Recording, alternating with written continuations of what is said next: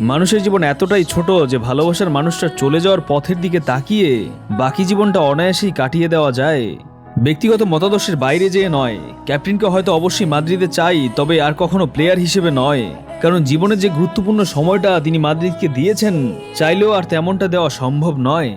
অথচ মাদ্রিদিস্তারা নতুন ক্যাপ্টেনের মাঝে সবসময় সেই পুরনো সার্জিওকেই চাইবেন।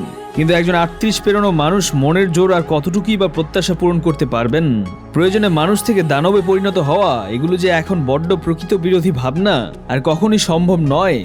তার চেয়ে বরং সেটাই ভালো, আমি আর কখনো রক্তঝরা রামোসকে দেখতে চাই না, বরং রক্তঝরা রামোসের স্মৃতিকে বুকে ধারণ করতে চাই।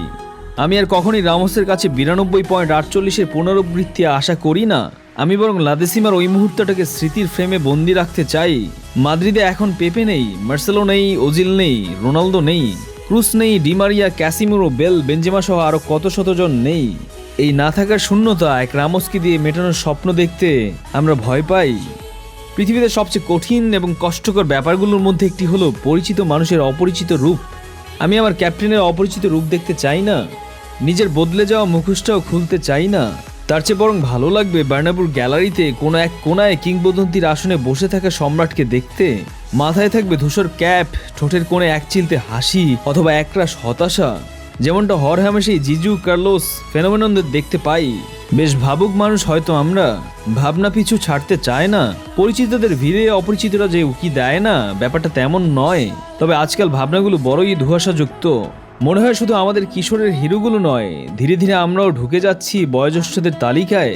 নতুনেরা আসছে নতুন নতুন চিন্তাভাবনা, যুক্তিতর্ক, আলোচনা সমালোচনা নিয়ে। বদলের হাওয়া চারদিকে। শুধু বদলায়নি মাদ্রিদ, অতীত মাদ্রিদ, বর্তমান মাদ্রিদ, ভবিষ্যৎ মাদ্রিদ। রিয়াল মাদ্রিদ অমলিন। মাদ্রিদের মসনদে এখন বসে আছে লুকা মদ্রিচ।